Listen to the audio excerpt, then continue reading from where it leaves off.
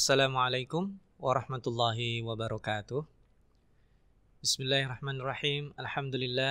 Alhamdulillahilladzi allafa baina qulubina fa asbahna bi ni'matihi ikhwana. Allahumma shalli wa sallim wa barik ala nabiyyina Muhammadinil Mustafa wa ala alihi wa ashabihi wa man ittaba'al huda. Sahabat Gema Insani yang berbahagia, kita bersyukur kepada Allah atas berbagai nikmat karunia yang diberikan kepada kita. Dan tugas kita tentu tidak menghitung nikmat yang sangat banyak itu, tapi tugas kita adalah mensyukuri karunia yang diberikan Allah Subhanahu wa taala.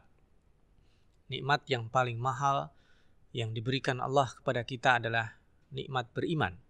Adanya trust kepada Allah, percaya Allah itu adalah bukan sekedar menciptakan kita, tapi mengurusi kita dan nantinya tentunya menyediakan tempat yang terbaik untuk kita. Sahabat Gema Insani, tema perbincangan kita, diskusi kita pada kesempatan kali ini adalah tentang tauhid yang menggairahkan jiwa, tauhid yang membangkitkan jiwa, tauhid yang progresif, yang membuat jiwa justru tidak terkungkung. Selama ini dikesankan orang yang militan, orang yang bertauhid, orang yang mengesahkan Allah adalah orang yang eksklusif. Itu kesannya. Orang yang semakin percaya Allah adalah orang yang tidak bisa berinteraksi dengan semua kalangan secara terbuka. Tapi justru sesungguhnya itu terbalik. Dan kita lihat cara pendekatan Al-Quran menjelaskan konsep tauhid ini, diantaranya ada di dalam surat Al-A'raf ayat 194. Ada dua ayat yang ingin kita kutip pada kesempatan kali ini. Yang pertama 194 surat Al-A'raf. Allah Subhanahu wa taala memberikan gambaran kepada kita. A'udzubillahi minasyaitonirrajim. Innal ladzina tad'una min dunillah ibadun amsalukum. Qul ud'u falyastajibu lakum in kuntum shadiqin. Bahwa sesuatu atau orang-orang yang kalian sembah, yang kalian puja, yang kalian kultuskan selain Allah, itu adalah ibadun amsalukum, adalah sama seperti kalian, manusia seperti kalian. Coba sekarang katakan, kamu panggil dia, minta bantuan dia, ya, coba mereka apakah bisa memenuhi panggilanmu, memenuhi keinginanmu, kalau betul-betul klaim itu adalah benar. Ini adalah tantangan. Sahabat Gema Insani, ini merupakan tantangan Allah yang kemudian justru kita diberikan penjelasan lebih detail di dua ayat setelahnya, di 196. Konsep tauhid Allah itu adalah inna waliyallah alladzi nazzalal kitab wa huwa yatawallas shalihin. Bahwa Allah itu adalah wali kita, dan di situ disebut alladzi nazzalal kitab, yang menurunkan Alkitab. Kenapa di sini banyak sifat Allah Subhanahu wa taala, tetapi yang ditulis di sini adalah nazzalal kitab, yang menurunkan Al-Qur'an. Dan Al-Qur'an di sini disebut dengan kitab.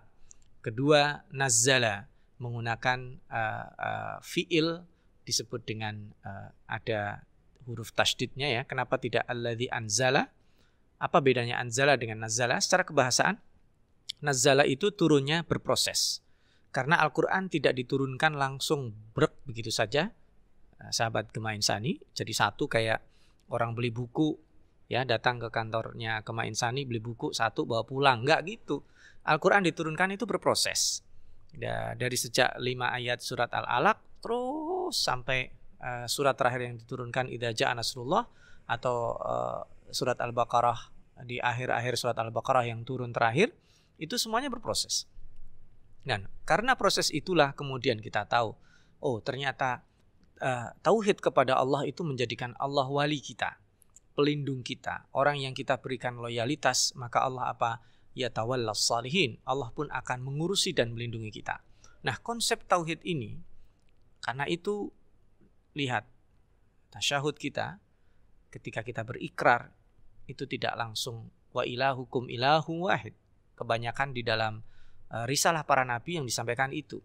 Tapi lihat di dalam istishhad kita, di dalam syahadah kita, di dalam ikrar kita, itu menafikan dulu la ilaha illallah. Tidak ada Tuhan selain Allah. Tidak ada Tuhan yang layak disembah selain Allah. Maka konsep tadi itu, orang-orang yang kalian sembah itu manusia biasa. Dan karena itulah ikrar kita di dalam surat Al-Fatihah itu konsepnya adalah fokus pada objek. Iyyaka na'budu wa iyyaka nasta'in. Hanya kepadamu kami menyembah dan hanya kepadamu kami meminta. Kenapa tidak di-open sebaliknya? Na'buduka. Dari subjek dulu, objeknya diakhirkan. Karena kalau na'buduka, kami menyembahmu. Ada kemungkinan nanti kalau kondisinya lagi nggak mood, menyembah dukun, menyembah peramal, lalu ada menyembah atasan, lalu menyembah pejabat. Maka Allah ingin close. Hanya kepadamu, iyaka na'budu, kami menyembah. Kalau sudah close, maka yang lainnya nggak ada masalah. Hanya kepadamu kami menyembah, kami mengeluh, kami meminta, kami menyampaikan keinginan kami. Nggak aman karena objeknya spesifik, yaitu Allah Subhanahu wa ta'ala. Tapi kalau seandainya itu di-open, akan berpotensi menyembah berhala. Dan berhala itu progresif, tidak hanya berbentuk patung ya. Sekarang sudah bisa berbentuk jabatan. Berhala itu juga kalau di sosial media bisa follower, bisa macam-macam lah.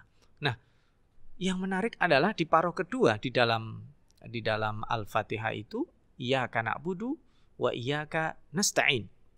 Kenapa iyyaka nasta'in? Kok tidak iyyaka natlub? Karena al-isti'anah beda dengan tolab. Meminta bantuan kepada Allah berbeda dengan sekedar minta tanpa modal. Al-isti'anah itu ibaratnya kalau saya mau membangun rumah perlu dana 2M misalnya, saya punya 100.000 itu sudah punya modal. Atau punya 1 juta, 2 juta, 3 juta. Tapi kalau dikatakan tolab itu tidak punya modal sama sekali.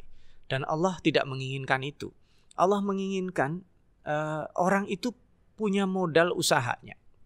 Itulah yang disebut dengan tauhid. Itu bukan sekedar apa yang di dalam pikiran kita. Tapi tauhid itu yang menggerakkan seseorang bisa beriman. Maka selalu innalladzina amanu pasti wa amilus sholihat. Al-isti'anah itu kamu berbuat dulu, sisanya pasrahkan kepada Allah. Dan sisanya yang pasrahkan kepada Allah itu porsinya besar. Kenapa Allah Subhanahu wa ta'ala memerintahkan Maryam, ibundanya Nabi Isa alaihissalam, beliau ketika kecil dimanjakan Allah dalam surat Ali Imran ya. Kullama dakhala 'alaiha Zakaria al-mihrab wajada indaha rizqa. Setiap Zakaria masuk itu mihrab kamarnya Maryam itu sudah ada buah-buahan makanan. Dimanja beliau oleh Allah. Dikasih, ada yang Ibnu Katsir dan At-Tabari menyebut tafsir-tafsir dari para sahabat, terutama Ibnu Abbas dan murid-muridnya Ikrimah, itu kalau musim panas buah-buahan, musim dingin ada. Di musim dingin buah-buahan, musim panas ada. Itu spesial, luar biasa. Dimanja ketika kecil. Dan kalau kita menggunakan tafsir yang kontekstual, bisa jadi juga karena orang berlomba-lomba ingin menghargai Imran, ayahnya yang orang saleh, sebagai balas budi kepada gurunya. Sekalipun itu diasuh oleh pamannya Zakaria, itu orang ngasih makanan sebelum dia ngasih makanan. Sehingga melimpah. Tapi lihat, ketika Maryam melahirkan, tidak ditemani siapa-siapa. Tidak di rumah sakit VIP, tidak ada bidan, tidak ada dokter. Hanya ada malaikat yang kemudian menjauh sendiri di bawah pohon korma. Apakah kemudian Allah kirimkan malaikat dengan nasi kebuli misalnya? Atau kebab? Tidak.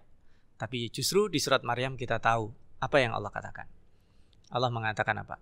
Wa huzzi ilaiki bijid'in nakhlati tusaqit 'alaiki rutaban janiyya. Maryam, kamu bangkit, itu goyangkan pangkal pohon kurma itu. Bayangkan, setega itukah Allah? Orang habis melahirkan itu pasti lemah, pasti lapar, dan di situ tidak ada siapa-siapa. Tega sekali ya Allah. Bukan itu spiritnya. Spiritnya Maryam, kamu usaha. Nanti selebihnya Allah yang memberi rizki. Jangankan Maryam yang habis melahirkan, perempuan, laki-laki paling keren ya, Adira ya, yang berotot gitu. Suruh goyang pohon kurma, nggak bergoyang. Tapi kenapa Allah menyuruh itu? Karena usaha sekecil apapun wajib hukumnya. Dan itu representasi dari tauhid. Kita percaya tapi kita bergerak. Maka kemudian Allah finishingnya. Allah yang punya hak prerogatif untuk melakukan keputusan itu. Maka Maryam melakukan sedikit saja, tapi sentuhan takdir. Dia sudah melakukan ruang-ruang manusia. Dia menggapai takdir Allah dan akhirnya Allah tolong dia. Demikian juga Nabi Musa. Nabi Musa alaihissalam ketika membawa lari Bani Israel, dia terjebak berada di Laut Merah. Laut Merah terbentang, luas, tidak ada batasnya di depan. Sepanjang penglihatan, luas sekali. Dan kemudian Fir'aun yang sedang mengejar tidak lama lagi akan sampai. Kaumnya sampai cemas mengatakan dalam surat Shafat itu, Inna lamudrakun, kita akan terkejar nih. Musa dituduh pembohong. Katanya mau nyelamatin kita, gimana nih? Depannya laut, sebentar lagi kita dikejar. Tapi kata Nabi Musa, qala kalla ma'iya rabbi sayahdin. Enggak, kita pasti ditolong Allah. Apakah Allah langsung membuat tol laut, membelah laut begitu saja? Pada faktanya kan enggak gitu, sahabat Gemainsani. Faktanya apa? Allah subhanahu wa ta'ala justru menyuruh Musa untuk memukulkan tongkat itu. Itu kan bentuk usaha dan kecil. Dan ternyata Musa alaihissalam sangat percaya kepada Allah subhanahu wa ta'ala. Itulah tauhid yang menggerakkan. Kita juga bisa melihat pada kasusnya Nabi Yusuf. Nabi Yusuf alaihissalam ketika dijebak oleh Imra'atul Aziz, atau katakanlah Zulaikha yang terkenal namanya ya. Zulaikha menjebaknya, ingin memperturutkan hawa nafsunya. Itu kesempatan yang sangat langka yang ya umumnya pemuda dengan jiwa gelora yang luar biasa, itu pasti itu disebut sebagai peluang yang sangat-sangat luar biasa langka. Tetapi Nabi Yusuf alaihissalam dia percaya Allah. Bahwa Allah yang mendidiknya ketika kecil sama dengan Allah yang sekarang. Allah yang diperkenalkan oleh ayahnya, juga Allah yang pada waktu itu menyaksikan dirinya. Maka ketika dia terjebak pada saat itu, terjebak pada ruang-ruang ketidakberdayaan, digambarkan di dalam surat Yusuf itu, wa ghallaqatil abwab, tertutup pintu-pintu. Ghallaqat itu bentuk superlatif menutup pintu. Karena pintunya banyak, abwab, orang yang sedang ingin merencanakan sesuatu yang enggak baik itu biasanya cemas, maka dia pastikan pintunya tertutup. Nah, apa yang terjadi? Ternyata Nabi Yusuf dia berikhtiar, saya harus lari. Dan dia pilih salah satu pintunya. Tapi Al-Quran menggambarkan apa? Wastabaqal bab. Istabaqo itu artinya dua-duanya lari. Nggak masuk akal dong. Harusnya, kalau bagi Zulaikha dia nggak perlu cemas. Orang kunci dia pegang. Ketika Yusuf berlari, dia harusnya memikirkan, ente lari-lari aja, orang kuncinya aku yang pegang. Tapi itu tidak terjadi. Itulah kekuatan tauhid. Kekuatan tauhid itu membuat ketidakberdayaan menjadi superior. Itu orang-orang yang menginginkan keburukan akan dibuat tidak berdaya. Padahal dia mungkin punya uang, punya kekuasaan, punya koneksi. Dan apa yang terjadi ketika dia berada di depan pintu itu, di situ sudah disediakan pertolongan Allah, yaitu suaminya yang pulang lebih cepat dari yang seharusnya. Karena kan sudah direncanakan itu. Dan apa yang terjadi? Nabi Yusuf alaihissalam kemudian difitnah. Tapi Nabi Yusuf alaihissalam tidak mampu, tidak berdaya. Tapi Allah yang kirimkan rekayasa itu. Mereka merekayasa saksi ahli dari keluarga Zulaikha. Tapi saksi ahli ini tidak melihat peristiwanya. Dia ditanya dulu, gimana kalau ada case seperti ini? Ya dia netral. Kalau bajunya yang sobek depan, Yusuf yang salah. Kalau bajunya yang sobek belakang, yang salah Zulaikha. Tapi fakta kemudian menunjukkan baju yang sobek adalah bagian belakang baju Nabi Yusuf. Zulaikha pun kemudian tidak bisa melawan fakta bahwa dia yang bersalah. Peristiwa itu kemudian lewat begitu saja. Tapi kemudian apa yang terjadi? Makin menjadi-jadi karena itu menjadi gunjingan. Gunjingan oleh orang yang tidak pernah bertemu Nabi Yusuf. Mereka merasa bahwa wah selera istri Perdana Menteri kita ini seleranya enggak ini. Masuk naksirnya sama berondong, naksirnya sama budaknya dia. Itu kan membuat panas sehingga dia kemudian terpancing melakukan yang lebih buruk dari itu. Dia panggil mereka semua dan ketika dihidangkan buah-buahan itu Nabi Yusuf diminta untuk datang. Kemarilah Yusuf, wa qala tikhrij alaihinna, bawakan atu buah-buahan itu. Dan mereka yang sudah disediakan buah-buahan dan pisau itu kemudian menggores dan melukai tangannya. Dan kemudian terjadi rasionalisasi kesalahan. Itu yang paling buruk. Yang paling berat ketika kesalahan dipermaklumkan. Dan Nabi Yusuf justru masuk penjara. Padahal saksi ahli membebaskan. Masuk penjara tanpa didampingi lawyer, tanpa proses pengadilan, dan tidak ketahuan berapa lama vonisnya. Tetapi justru Nabi Yusuf apa? Ending yang luar biasa. Menantinya beliau pun akhirnya menjadi orang yang paling superior di situ. Sekalipun tidak sebagai raja utama, tapi beliau adalah raja muda atau Perdana Menteri. sahabat Gemah Insani inilah bahwa tauhid itu justru membebaskan. Seseorang ketika percaya Allah tidak ada, dia takut lagi. Karena sebuah ungkapan ya, man khafallaha khafa anhu ghairuh. Siapa yang takut Allah, maka yang selain Allah akan takut dia. Apa yang dia cemaskan? Masa depan. Untuk apa dia cemaskan? Semuanya ditanggung oleh Allah. Masa lalu, untuk apa dia takut? Dia sedih.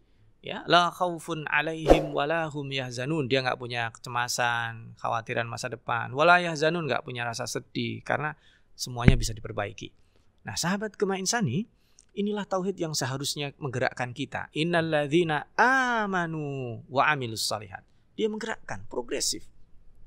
Menggerakkan, dan ketika dia bertakbir kepada Allah, Allahu Akbar, dalam sholatnya saja, takbir dibuka dengan Allahu Akbar, rukuknya Allahu Akbar, sujudnya Allahu Akbar, antara dua sujud, sujud lagi, berdiri lagi. Pergerakan-pergerakan dia adalah membesarkan Allah. Itu dalam sholat wajib saja. Barangkali kita nggak pernah hitung ya, sahabat Gemah Insani, berapa kali sih kita takbir dalam sholat? Hitung dulu. Nah, kita jarang hitung. Padahal kita sholat itu dimulai dari takbiratul ihram, rukuk kita, sujud kita, semuanya satu rakaat itu 5 kali minimal. Ya memang 5 kali. Kalau 17 kali dalam sholat wajib saja ada 85 kali.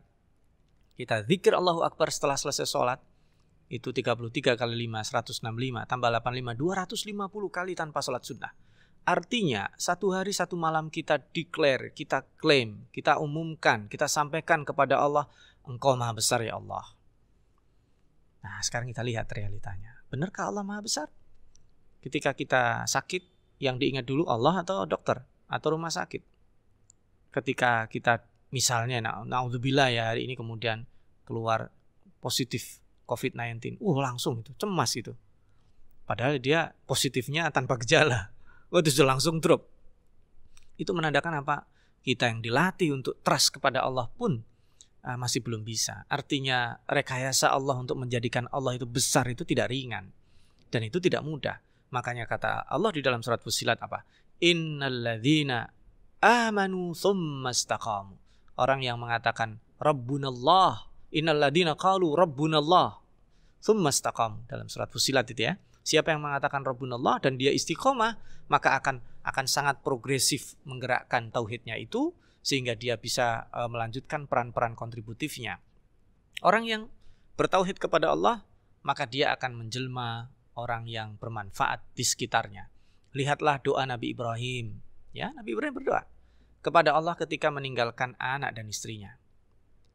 Ninggalin anak sama istrinya, di situ tidak ada kehidupan. Kalau kita sekarang ninggalin anak sama istri, sama ATM, ya, masih cemas. Ninggalin anak sama istri, ada orang tuanya, ada tetangganya, masih cemas. Tapi ini bukan berarti kemudian mengajak untuk menelantar keluarga, tidak. Tapi pada faktanya, Nabi Ibrahim alaihissalam itu memasrahkan kepada Allah, doanya sederhana. Rabbana liyuqimus shalah. Ya Allah, jadikan mereka adalah orang-orang yang senantiasa salat kepadamu. Faja'al af'idatan minan nasi tahwi ilaihim. Jadikan mereka adalah orang-orang yang hati orang-orang sekitarnya condong kepada mereka. Ini terjemahan kita selama ini nih, kita anggap supaya kasihan sama mereka. Ini kurang tepat. Af'idatan minan nasi tahwi ilaihim itu maksudnya mereka menjadi atensi orang, sehingga menjadi trendsetter. Jadi ketika melakukan apa-apa dicontoh sama orang. Semua orang tuh ingin lihat mereka. Nah, dan yang ketiga baru warzuqhum minas samarati la'allahum yashkurun. Jadi semuanya larinya kepada Allah. Maka menjelmalah menjadi Ismail. Menjelmalah menjadi istri yang trustnya kepada Allah itu luar biasa. Sehingga itu yang dipentingkan hari ini. Adanya disharmonisasi keluarga akibat tauhid yang kurang. Adanya disharmonisasi keluarga akibat tidak percaya bahwa Allah itu Ar-Razzaq, pemberi rizki. Akibat tidak adanya tauhid, akhirnya apa? Istri curiga pada suaminya. Suami tidak puas dengan istrinya, lalu dibandingkan istrinya dengan perempuan-perempuan yang lain. Dan ini fakta yang terjadi hari ini. Ketika orang kemudian terobsesi dengan kebendaan, dengan sesuatu yang dia visualisasikan harus nyata, dia karena kurang trust kepada Allah. Dia tidak yakin bahwa akan ada diberi surga, kenikmatan surga yang limitless karena khalidina fiha, kekal di sana. Dia mau apa? Makanan. Makanan itu digambarkan bukan hanya fakihah, tapi walahmi tairim mimma yashtahun dalam surat Al-Waqi'ah. Bukan hanya itu, kalau dia merasa bahwa menikah dengan istrinya hanya di awal-awal saja, dia melihat istrinya cantik, 5 tahun berikutnya dia merasakan, oh ternyata yang cantik bukan hanya istrinya. 10 tahun berikutnya semua orang cantik kecuali istrinya. Itu karena melihat kebendaan dan dia bandingkan orang lain. Padahal kalau dia merasakan bahwa istrinya lah nanti yang akan dibawa ke surga, dan casingnya pasti akan berubah. Karena casing manusia tidak ada yang abadi. Casing kita di 10 tahun beda dengan 40 tahun. Casing kita di 60 tahun beda sama 40. Dan casing kita nanti di surga juga beda. Karena manusia dibangkitkan dalam keadaan tingginya setinggi Nabi Adam, usianya usia 30-an sebaya. Dan kalau perempuan merasa cemburu istrinya, suaminya akan dikasih bidadari, kenapa dia tidak berpikir bahwa dialah bidadari itu? Karena Al-Quran redaksinya adalah azwajum mutahharah. Maka perempuan-perempuan solehah di dunia dia akan termotivasi ingin menjadi bidadari. Karena bidadari yang disediakan Allah di surga itu hanya diciptakan untuk di surga. Sementara dia sudah melampaui alam yang berbeda dan tentu privilege-nya lebih mulia. Sementara Allah Subhanahu wa taala memuliakan manusia, dan ketika dia sanggup memvisualisasikan kenikmatan itu, dia akan sanggup menahan. Al-Fakir tutup dengan sebuah analog sederhana begini.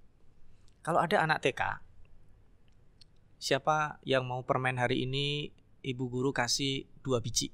Dua butir. Kemudian bu guru mengatakan, kalau yang mau permen ini 2 hari lagi, ibu kasih 2 bungkus. Maka jika sang anak memilih menahan diri untuk 2 bungkus, ketahuilah itulah orang yang cerdas. Maka kita hari ini jika hidup di dunia juga tidak boleh mengabaikan seperlunya, tetapi kita fokus pada tauhid kita, beriman kepada Allah dan hari akhir, ketahuilah itulah orang cerdas. Mudah-mudahan kita dimasukkan hamba Allah yang cerdas, percaya kepada Allah dan beriman kepada hari akhir, dan kemudian menginspirasi lahirnya kebaikan dari iman ini. Terima kasih, mudah-mudahan sedikit ini bermanfaat. Berjumpa kembali insya Allah di pertemuan yang lain. Wassalamualaikum warahmatullahi wabarakatuh.